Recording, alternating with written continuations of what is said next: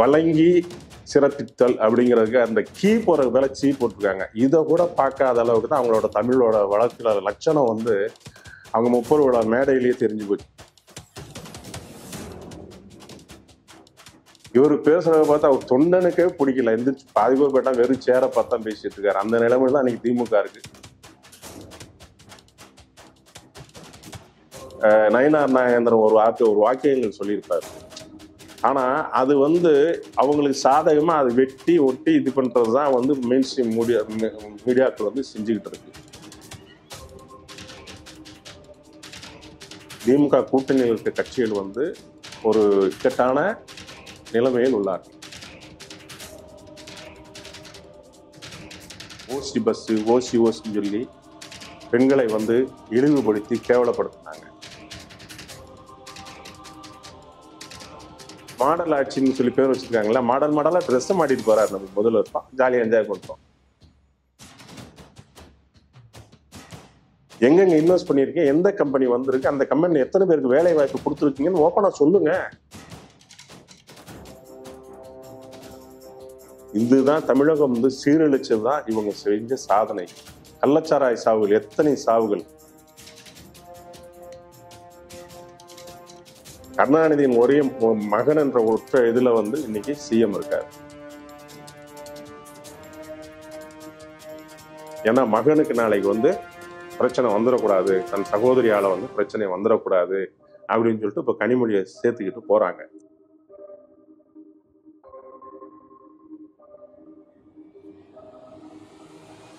நிம்மதி property management. Contact 7667008800. ரகரம் voice நேயர்களுக்கு வணக்கம். இன்று நம்முடைய நேர்காணலுக்காக இணைகிறார் ஹைகோர்ட் வழக்கறிஞர் பையை ஆனந்த் அவர்கள். வணக்கம் சார். இப்போ திமுக முப்பெரும் விழாவில் பார்த்தீங்கன்னா மறுபடியும் 2026 தேர்தலில் திமுக ஆட்சி தான் வரும் அப்படின்ற மாதிரி மு.க. ஸ்டாலின் அவர்கள் சொல்லியிருக்காரு. ஸோ இதை பற்றி உங்களுக்கு கருத்து என்ன சார்? தொடர்ந்து இதுதான் நாங்கள் இன்னுமே தமிழகத்தை ஆள போறதே இந்த காலங்காலமாக திமுக தான் ஆள போகுதுன்னு அவங்க சொல்லிட்டு இருக்காங்க. அதான் அவரோட ஆசை. அதுக்கு நம்ம என்ன பண்றது? அதாவது இப்போ என்ன சொல்லலாம், அந்த நிகழ்ச்சி எந்த மாதிரி நடந்தது, முப்பெரும் விழாவா நடந்ததா, அது வந்து முடிசூட்டு விழாவா நடக்குதாங்கிறது வந்து அவங்களுக்கே தெரியும், பொதுமக்களுக்கு தெரியும், மக்களுக்கு தெரியும். காலங்காலமாக ஒரே குடும்பமே ஆண்டு கொண்டு இருக்கிறது, அது தொடரணுமா வேண்டாமாங்கிறது வந்து மக்கள் கையில் இருக்கு. அவங்க ஆசையை அவங்க வெளிப்படுத்தலாமே தவிர எல்லாமே மக்கள் கையில தான் இருக்கு. இன்னொன்று, அந்த முப்பெரும் விழா இப்போ நேற்று நடந்த நிகழ்வில் பார்த்தீங்கன்னா, அதாவது இவர் எதுக்கு எடுத்தாலும் தமிழை வளர்ப்போம்னு முதல்வர் ஸ்டாலின் வந்து சொல்லிட்டு இருக்கிறாரு. அதுல பாத்தீங்கன்னா விழா மேடையில வந்து விருது வழங்கும் விழா தானே அந்த இது வந்து வழங்கி சிறப்பித்தல் அப்படிங்கிறதுக்கு அந்த கீ போறதுக்கு மேல சீ போட்டிருக்காங்க. இதை கூட பார்க்காத அளவுக்கு தான் அவங்களோட தமிழோட வளர்க்கிற லட்சணம் வந்து அவங்க 30 விழா மேடையிலேயே தெரிஞ்சு போச்சு. வழங்கிங்கிறது கூட ஒரு இது எழுத முடியலன்னா, தெரியலன்னா இவங்க என்னத்த தமிழை வளர்க்குறாங்கங்கிறது கண்கூடா தெரியுது நமக்கு. அதுதான். அதே மாதிரி அவர் பேசிட்டு இருக்கிறப்பயே, சிஎம் பேசிட்டு இருக்கிறே பாதி கூட்டம் எந்திரிச்சு போயிடுச்சு. அதாவது ஒரு கட்சியோட தலைவர்கள் வந்து பேசுனாங்கன்னா அந்த காலத்துல இப்பயும் சரி, கடைசி நிமிடம் வரை அந்த தலைவர் பேச அந்த உரை முடிகிற வரைக்கும் வந்து ஒரு தொண்டன் கூட போக மாட்டான். அந்த கூட்டத்துல இருந்து வெளியே போக மாட்டாங்க. ஏன்னா தலைவர்களோட உரைங்கிறது அவ்வளவு எழுச்சியா இருக்கும், இதா இருக்கும். இவர் பேசுறத பார்த்தா அவர் தொண்டனுக்கே பிடிக்கல. எந்திரிச்சு பாதி பேர் போயிட்டா வெறும் சேரை பார்த்தா பேசிட்டு இருக்காரு. அந்த நிலைமையில தான் இன்னைக்கு திமுக இருக்கு. ஆனா அவர் சொல்லிக்கிறார், அடுத்து நாங்கள் தான். இதுதான் அந்த நிலவரம். இப்போ திமுக கூட்டணியில பாத்தீங்கன்னா காங்கிரஸ் எங்களுக்கும் பங்கு வேணும் அப்படின்ற மாதிரி அழகிரி அவர்கள் கேட்டிருந்தாரு. சோ இதனால திமுக கூட்டணியில விரிசல் ஏற்படும். அதாவதுங்க, இப்ப பெரிய அந்த தொலைக்காட்சி எல்லாம் பாத்தீங்கன்னா, அதே மாதிரி அச்சு ஊடகங்கள், இவங்கெல்லாம் மெயின் ஸ்ட்ரீம் மீடியா, இவங்கெல்லாம் பாத்தீங்கன்னா அதிமுகவில் வந்து ஒரு சின்ன சலசலப்புலாம் ஊதி பெருசாக்குவாங்க. அப்படியே அந்த இஷ்யூ வந்து அவ்வளவுதான், அனைத்து இந்திய அண்ணா திராவிட முன்னேற்ற கழகம் முடிந்தது, அவங்க வர முடியாது, அவ்வளவுதான். அது என்னென்னமோ கட்டுவாங்க. அவங்களோட கூட்டணியில பிளவு அப்படி இப்படின்னு இல்லாத சுத்தெல்லாம் சுத்திக்கிட்டு இருப்பாங்க. உருட்டுன்னு ஊட்டுவாங்க இந்த மெயின் ஸ்ட்ரீம் மீடியாஸ், இந்த டிவி எல்லாம். அதே மாதிரி பத்திரிகைகள், அச்சு ஊடகங்கள்லாம் பண்ணுவாங்க. இப்ப தொடர்ந்து திமுக கூட்டணியில் இருக்கிற ஒவ்வொரு கூட்டணி கட்சிகளுமே சின்ன சின்ன விஷயங்கள் வந்து அவங்க வந்து ஒவ்வொரு விஷயமும் சொல்லிக்கிட்டே தான் இருக்கிறாங்க. இப்ப வந்து கே.எஸ். அழகிரி சொல்லியிருக்கிறாரு. இப்போ திருநெல்வேலியில் நடந்த அந்த காங்கிரஸ் மாநாட்டில் வந்து மேலிட பார்வையாளர் வந்து என்ன 125 தொகுதிகளை வந்து நம்ம வந்து இது பண்ணி நம்ம வேலை செய்யணும் அப்படின்னு சொல்லிட்டு போயிருக்காரு. இதெல்லாம் பெருசா வராது. ஆட்சியில பங்கு கேட்போம்னு சொல்றதோ வராது. இப்ப பாத்தீங்கன்னா புதுசா தேர்ந்தெடுக்கப்பட்ட இந்திய கம்யூனிஸ்ட் கட்சியோட மாநில செயலாளர் வீரபாண்டியன் வந்து நாங்கள் வந்து இந்த முறை அதிக தொகுதிகளை பெறுவோம் இருக்காரு. இதெல்லாம் வந்து இந்த டிவியில வந்து பேச மாட்டாங்க, பெரிய அச்சு ஊடகங்கள்ல வராது. ஆனா அதிமுக தரப்புல இருந்து ஒரு சின்ன இது வந்தாலும் அது வந்து பூதகரமாக்குறது அவங்க வேலையே. இப்ப அதிமுக கூட்டணி, அதிமுக பாஜக கூட்டணி வந்து ரொம்ப வலிமையா இருக்கு. இன்னும் சில கட்சிகள் வந்து கண்டிப்பாக தேர்தலுக்கு முன் வரும். அதற்குரிய வேலைகளை திரு எடப்பாடியார் அவர்கள் வந்து செய்து கொண்டிருக்கிறார். அது நடக்குது. ஆனா உண்மையாலுமே சலசலப்புன்னு பாத்தீங்கன்னா திமுக கூட்டணியில தான் இருக்கு. தொகுதி பங்கீட்டுல வந்துதான் அவங்களுக்கு வந்து பெரிய பிரச்சனையே இருக்கு. ஆனா இதை எந்த ஊடகமும் பேச மாட்டாங்க. அவங்க என்னமோ அப்படியே இருக்கிற மாதிரியும், அமைதியா இருக்கிற மாதிரியும், அவங்க ரொம்ப சுமூகமா இருக்க மாதிரியும் காட்டுவாங்க. ஒவ்வொரு நாளும் பாருங்க, திமுக கூட்டணியில் இருக்க கூட்டணி கட்சி தலைவர்கள் வந்து ஒவ்வொரு நாளும் அந்த கூட்டணி சார்பா ஏதாவது ஒரு பிரச்சனையை கிளப்பிக்கிட்டே தான் இருக்காங்க. ஆனா இது எதுலையுமே வராது. ஆனா இதே வந்து அதிமுக கூட்டணியில வந்து இப்ப நயினார் நாகேந்திரன் ஒரு வாக்கியங்கள் சொல்லியிருப்பார். ஆனா அது வந்து அவங்களுக்கு சாதகமா அதை வெட்டி ஒட்டி இது பண்றதுதான் வந்து மெயின் ஸ்ட்ரீம் மீடியாக்கள் வந்து செஞ்சுக்கிட்டு இருக்கு. அது அதிமுக கூட்டணியை பலவீனப்படுத்துறதுக்காக. ஆனா திமுக தான் உண்மையாலுமே ஏகப்பட்ட பிரச்சனைகள் இருக்கு. கூட்டணிக்குள்ளாகப்பட்ட இது இருக்குது. தொகுதி பங்கீட்டுல பல பிரச்சனைகள் வரும். அவங்களும் ஆட்சி அதிகாரத்தில் பங்கு வேண்டுமா அந்த கூட்டணியில் அங்கம் வைக்கின்ற அனைத்து கட்சிகளும் திட்டத்தட்ட அனைத்து கட்சிகளும் வந்து கேட்க தொடங்கி விட்டன. தொடங்கியவர் திருமா. இப்ப அனைத்து கட்சிகளும் கேட்க தொடங்கி விட்டன. பார்ப்போம் அவங்க கூட்டணி என்ன இது பண்ணுதுன்னு சொல்லிட்டு தேர்தல் முடியல பார்ப்போம். இப்ப பாத்தீங்கன்னா திமுக கூட்டணி கட்சிகளுக்கு அதிக சீட்டு கொடுக்க வாய்ப்பு இருக்கா? இல்ல இப்ப அதுதான் நான் முன்னாடி சொன்ன மாதிரி, இப்ப கூட்டணி கட்சிகள் வந்து போன தேர்தல் மாதிரி கிடையாது.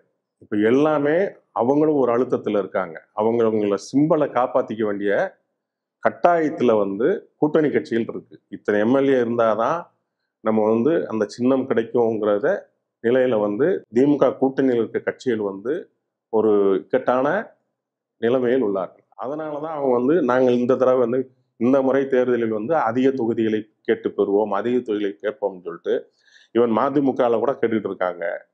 ஒவ்வொரு தொகுதியிலும் மாதிரி போன தேர்தல் மாதிரி 5 சீட்டு 6 சீட் 4 சீட்டுக்கு கண்டிப்பாக கூட்டணி கட்சிகள் வந்து திமுகவில் இருக்கும் கூட்டணி கட்சிகள் ஒத்துக்கொள்வதற்கு வாய்ப்புகள் மிக மிக குறைவு. அதனால வரும் தேர்தலில் திமுக அவர்களுக்கு நிறைய இடங்களை கொடுக்குமா கொடுக்காதா, இந்த தொகுதி பங்கீடில் பல பிரச்சனைகள் வர்றதுக்கு வாய்ப்புகள் வந்து இன்றைய கூட்டணி கட்சிகள் பேசுவதை பார்த்தால் நிறைய அவங்கள் கூட்டணியில் தான் திமுக கூட்டணியில் தான் பல பிரச்சனைகள் வந்து தேர்தலின் போது அவர்கள் சந்திக்க நேரிடும் என்பதுதான் என்னோட கருத்து. இப்ப பாத்தீங்கன்னா திமுக செய்த சாதனை இதை நாங்க சொன்னாலே போதும் ஆட்சிக்கு வந்துரும் அப்படின்னு தொடர்ந்து சொல்லிட்டே இருக்காங்க. சோ இதை எப்படி பாக்குறீங்க? அதாவது இவங்க 2021 தேர்தலுக்கு முன்னாடி தேர்தல் அறிக்கைகள் என்னென்ன கொடுத்தாங்கங்கிறது வந்து எல்லாருக்கும் தெரியும் மக்களுக்கு. அதுல எத்தனை தேர்தல் அறிக்கைகளை இவங்க வந்து நிறைவேற்றிட்டாங்க, இவங்க சாதனை பண்ணிட்டோம். அதாவது கொடுத்த வாக்குறுதிகளையே நிறைவேற்றல. ஆனா நாங்க 70% நிறைவேற்றிட்டோம், 90% நிறைவேற்றிட்டோம்னு சொல்லிட்டு இருக்காங்க. மக்களுக்கு நல்லாவே தெரியும். சின்ன உதாரணம் என்னன்னா, அவங்க கவர்ச்சிகரமா சொன்னது அனைத்து மகளிருக்கும் உரிமை தொகை அப்படின்னு சொன்னாங்க. ஆட்சிக்கு வந்தவொன்னு என்ன சொன்னாங்க? ஆட்சிக்கு வந்தவொன்னு கூட கிடையாது, 2.5 வருஷம் கழிச்சு 2.5 வருஷமா அந்த 1000 ரூபாய் கொடுக்கல. 2.5 வருஷம் கழிச்சு தகுதி வாய்ந்த மகளிருக்கு அப்படின்னு சொல்லிட்டு அதுலயும் பாதி பேரை கட் பண்ணாங்களா? இது அவங்க செஞ்ச சாதனை. 2வது, அனைத்து மகளிருக்கும் பேருந்தில் இலவச அனைத்து பேருந்துகளும் சொன்னாங்க. அது என்ன பண்ணாங்க? ஓட்ட பஸ் அது இதுல வந்து பஸ்ஸுக்கு லிப்ஸ்டிக் அடிச்ச பெருமை தான் அவங்களோட சாதனையை தவிர, அதுவும் பார்த்தீங்கன்னா அந்த இலவச பேருந்துகள் வந்து பீக் ஹவர்ஸ்ல இருக்கிறதே கிடையாது. அதையும் அவங்க மந்திரிகள்லாம் வந்து ஓசி பஸ் ஓசின்னு சொல்லி பெண்களை வந்து இழிவுபடுத்தி கேவலப்படுத்தினாங்க. இந்த 1000 ரூபாய் கொடுத்தது வந்து மூத்த அமைச்சர் துரைமுருகன் என்ன சொன்னார்? உங்க அம்மாவுக்கு 1000 ரூபாய் தர்றோம், உனக்கு 1000 ரூபாய் தர்றேன், நீ உன் பாய் ஃப்ரெண்டோட பேசு. இது ஒரு மூத்த அமைச்சர் பேசுற பேச்சாது. இதுதான் அவங்களோட சாதனைகள். இந்த மாதிரி நிறைய சொல்லலாம். அதே மாதிரி ஆட்சிக்கு வந்தவொன்னு என்ன பண்ணாங்க? உலகத்திலேயே ஆக சிறந்த பொருளாதார நிபுணர்கள்னு சொல்லிட்டு எல்லாத்தையும் எந்தெந்த ஊர்ல இருந்தோ கொண்டு வந்து ஒரு கமிட்டியை போட்டாங்க. அந்த கமிட்டி என்னாச்சு? சரி ஏதோ பண்றாங்க போல் இருக்கு, உலகத்துல இருக்க பெரிய பெரிய பொருளாதார நிபுணர்லாம் வர்றாங்கப்பா, ஏதோ பண்ண போறாங்கப்பான்னா ஒரு மீட்டிங் போட்டாங்கன்னு நினைக்கிறேன். அதுக்கப்புறம் அந்த குழு என்னாச்சு? அந்த நிபுணர் குழு என்னாச்சு? எதுவுமே கிடையாது. நத்திங். அப்புறம் இன்னொன்று பார்த்தீங்கன்னா எங்கே போனாலும் வருஷத்துக்கு ஒரு தடவை பொருளாதாரத்தை முதலீடை ஈர்க்க போகிறேன் அப்படின்னு சொல்லிட்டு துபாயில் ஆரம்பிச்சது ஃபர்ஸ்ட் அங்கே போனார். அது அங்கே போயிட்டு வந்ததே இத்தனை 6000 சம்திங் க்ரோஸ் வந்து நாங்கள் வந்து புரிந்துணர்வு ஒப்பந்தம் போட்டிருக்கோம், இங்கே வந்து கொண்டு வந்திருக்கோம் அப்படின்னாரு. அதான் முதல்ல போயிட்டு வந்தது அந்த லூலு மால். இன்னைக்கு வரைக்கும் அந்த இது தொடங்கிருச்சா? அந்த முதலீடு வந்து இங்கே வந்து இன்வெஸ்ட் பண்ணிட்டாங்களா ஃபர்ஸ்ட்? அதுக்கப்புறம் ஒவ்வொரு நாடாக போறாரு. அவன் ட்ரெஸ் மாடல் ஆட்சின்னு சொல்லி பேர் வச்சிருக்காங்களா, மாடலாக ட்ரெஸ்ஸை மாட்டிட்டு போறாரு. நம்ம முதல்வர் ஜாலியாக என்ஜாய் பண்ணிட்டோம். முதலீடு வந்ததா? 10 லட்சம் கோடி கொண்டு வந்துட்டோங்கிறாங்க, இதுங்கிறாங்க. வெள்ளை அறிக்கை அவர் எதுக்கு எடுத்தாலும் வந்து என்ன பண்ணுவார், ஒரு எதிர்கட்சி தலைவராக இருக்கிற வெள்ளை அறிக்கை விடுங்க, வெள்ளை அறிக்கை. இப்போ நம்ம கேட்குறோம் 10 லட்சம் கோடி வந்து முதலீடு கொண்டு வந்தீங்க, வெள்ளை அறிக்கை கொடுங்க. எங்கெங்க இன்வெஸ்ட் பண்ணியிருக்கீங்க, எந்த கம்பெனி வந்திருக்கு, அந்த கம்பெனியில் எத்தனை பேருக்கு வேலை வாய்ப்பு கொடுத்துருக்கீங்கன்னு ஓப்பனாக சொல்லுங்க, நாங்கள் நம்புகிறோம். எல்லாமே பொய். அதாவது இது விளம்பர மாடல் ஆட்சி, இது திராவிட மாடல் ஆட்சி கிடையாது, விளம்பர மாடல் ஆட்சி. மக்களுக்கு எல்லாமே தெரியும். இவங்க வந்து பெரிய சாதனை என்னன்னா, இவங்க வந்து போதை கலாச்சாரத்தை வந்து பெரிய லெவலில் ஊக்குவிச்சது, அவங்க கட்சிக்காரனே போதைப் பொருள்லாம் விற்கிறது. இப்போ பார்த்தீங்கன்னா கடைசியில் லேட்டஸ்டாக அவங்க கட்சி தலைவி, பஞ்சாயத்து தலைவி திருட்டு கேஸில் மாட்டிட்டாங்க. இல்லை, திருடுறதான் என்னோட ஹாபி. அது கட்சியோட ஒரு தலைவி வந்து பாருங்க, அவங்க கட்சி என்ன நிலைமை இருக்குன்னா, திருடுறது வந்து எனக்கு ரொம்ப பிடிக்கும். ஏன்னா அது ஜீன், அது அப்படித்தான் இருக்கும். நம்ம வந்து ஒன்றும் சொல்ல முடியாது. போதை கலாச்சாரத்துக்கு இளைஞர்கள் அடிமையாயிட்டாங்க. என்ன எப்போ பார்த்தாலும் மது வந்து எந்நேரமும் 24 மணி நேரமும் மது கிடைக்குது. இதுதான் தமிழகம் வந்து சீரழிச்சது தான் இவங்க செஞ்ச சாதனை. கள்ளச்சாராய சாவுகள், எத்தனை சாவுகள். இதே இது வந்து அதிமுக ஆட்சியில் நடந்திருந்தா இந்த மெயின் ஸ்ட்ரீம் மீடியா அவங்களாம் இருக்காங்களே, என்ன கூப்பாடு கூட்டு பண்ணியிருப்பாங்க. 100கணக்கான பேர் இறந்தாங்களே தொடர்ந்து. கள்ளக்குறிச்சியிலேருந்து மதுராந்தகம் எல்லா பக்கம் இறந்தாங்களே, அதை அப்படியே மூடி மறைத்தார்கள். பாலியல் இது வந்து பார்த்தீங்கன்னா தொடர்ந்து தினமும் சிறுமி முதல் முதியவர் வரை, இதுதான் இவங்களோட ஆட்சியோட சாதனை. அதை வேணுமா பெருமையா சொல்லிக்கலாம். அவங்க வந்து அதுதான், வேற ஒன்றும் இல்லை. இந்த ஆட்சியை பத்தி சொல்றதுக்குன்னா இவ்வளவுதான். இப்போ முதலமைச்சர் அவர்கள் பாத்தீங்கன்னா திமுகவோட ஆட்சி வந்து பெண்களுக்கு பாதுகாப்பான ஆட்சின்ற மாதிரி சொல்லிட்டு வர்றாரு. அதாவது முதல்வர் வந்து டெய்லி வந்து ஒரு சில செய்தித்தாள்கள் எல்லாம் படிக்கணும். என்ன, டெய்லி வந்து பெண்களுக்கு எதிரான குற்றங்கள் டெய்லி பேப்பர்ல வராத நாளே கிடையாது. அவங்க சார்பில் இருக்க ஒரு சில நியாயமான பத்திரிகை எல்லாம் இருக்கு, அவங்க எழுதிட்டு தான் இருக்காங்க. இன்னைக்கு கூட பார்த்தீங்கன்னா, இன்னைக்கு கூட என்னால் சொல்ல முடியும், டெய்லி பெண்களுக்கு எதிரான கொடுமைகள் வந்து தினந்தோறும் நடந்துகிட்டு இருக்கு. அது எப்படி ஒரு பெண்களுக்கு பாதுகாப்பான ஆட்சி ஒரு சொல்றாருன்னு தெரியல, பாவம். அது எந்த பெண்களுக்குன்னு அவரு தான் சொல்லணும். இப்ப பாத்தீங்கன்னா ஸ்டாலினுக்கு பிறகு உதயநிதினு சொல்லியிருக்காங்க. சோ அந்த திமுக இருக்க தொண்டர்கள்லாம் ஏத்துக்கிட்டாங்க. சோ மக்கள் ஏத்துப்பாங்களா சார்? தொண்டர்கள் ஏத்துக்கிட்டாங்களாங்கிறதே வந்து வந்து $1 மில்லியன் கொஸ்டின். ஏன்னா இப்ப ஆட்சியில இருக்கிறதுனால இப்ப வந்து எல்லாமே வந்து அப்படி ஒரு பிம்பம் வந்து வருது. இப்ப மூத்த அமைச்சர்கள் இருக்காங்க, கட்சி முன்னோடிகள் இருக்காங்க, அவங்க மனதிலெல்லாம் என்ன இருக்குன்னு நமக்கு தெரியாது. அவங்களோட இதெல்லாம் மனக்குமுறலாம் இப்ப வெளிப்படாது. ஆட்சி அதிகாரம் போன பின்புதான் அது என்னன்னு தெரியும். இதுல இப்போ உதயநிதி ஸ்டாலின் சொன்னீங்க, முன்னாடி வந்து ஒரு கருணாநிதி இருக்கிறப்ப வந்து என்ன சொன்னார்னா, திமுக வந்து சங்கர மடம் அல்ல, இது வந்து ஜனநாயக முறைப்படியான ஒரு இயக்கம், சங்கர மடத்துல அடுத்தடுத்து இது பண்ணுவாங்கன்னு சொன்னாங்க. ஆனா இதுதான் உண்மையான சங்கர மடத்திலேயாவது பார்த்தீங்கன்னா, அடுத்த சங்கராச்சாரியர் வரப்ப அவருக்கு வந்து ஒரே குடும்பத்திலிருந்து வரமாட்டாங்க, ஒரு ஜாதியிலிருந்து வருவாங்களே தவிர ஒரே குடும்பத்திலிருந்து கிடையாது.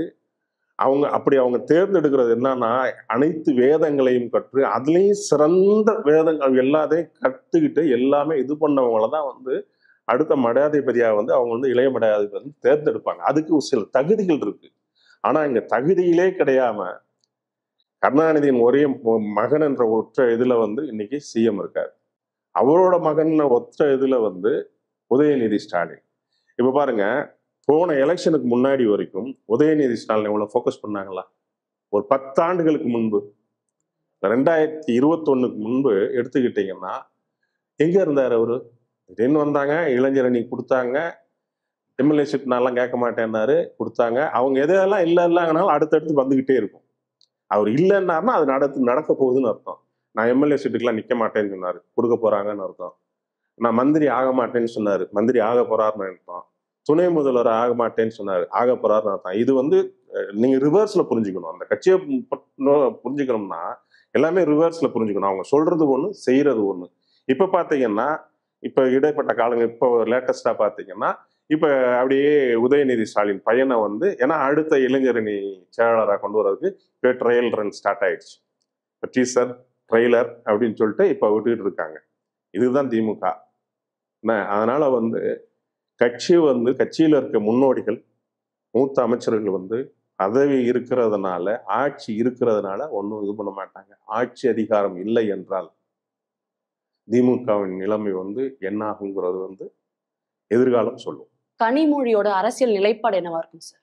கொஞ்ச நாளைக்கு முன்னாடி வரைக்கும் பாத்தீங்கன்னா, கனிமொழி அவர்களுக்கு வந்து தூத்துக்குடி பாராளுமன்ற தொகுதியை தாண்டி அவங்க வந்து எங்கேயுமே அவங்கள வர்றதுக்கோ, கட்சி நிகழ்ச்சிகளை கலந்து கொள்வதற்கோ எதுக்குமே அனுமதி இல்லை. அந்த நிலைமையில தான் வச்சிருந்தாங்க. அவங்களும் திருமதி கனிமொழி அவர்களும் கலைஞரின் மகள் தான். அவங்களுக்கு ஒருக்குள்ள ஆசைகள் இருக்கும் இல்லையா? அதாவது இவர் வந்து ஒரு பையனை வந்து ஃபோக்கஸ் பண்றதுனால அவங்கள பாராளுமன்ற தொகுதியோட தூத்துக்குடி பாராளுமன்றத்தை முடக்கி வைத்த அந்த மனக்குமுறல் இருக்கத்தான் செய்யும். அதை பார்த்துட்டு இப்போதான் கொஞ்ச நாளா என்ன பண்றாங்க, அவங்கள சமாதானம் பண்ற மாதிரி வந்து துணை பொதுச்செயலாளர் பதவி கொடுத்து, அதுக்கப்புறம் அறிவாலயத்திலேயே அவங்களுக்கு ஒரு அறை கொடுத்து, இப்போ கொஞ்சம் அப்படியே பக்கத்துல வச்சுக்கிறாங்க. ஏன்னா மகனுக்கு நாளைக்கு வந்து பிரச்சனை வந்துடக்கூடாது, தன் சகோதரியால வந்து பிரச்சனை வந்துடக்கூடாது அப்படின்னு சொல்லிட்டு இப்போ கனிமொழியை சேர்த்துக்கிட்டு போறாங்க. இது நிலைக்குமா, நீடிக்குமாங்கிறது வந்து அந்த ஆண்டவனுக்கு தான் தெரியும். அரசியலை குறித்து பல சுவாரஸ்யமான தகவல்களை பகிர்ந்தமைக்கு நன்றி சார். நன்றி.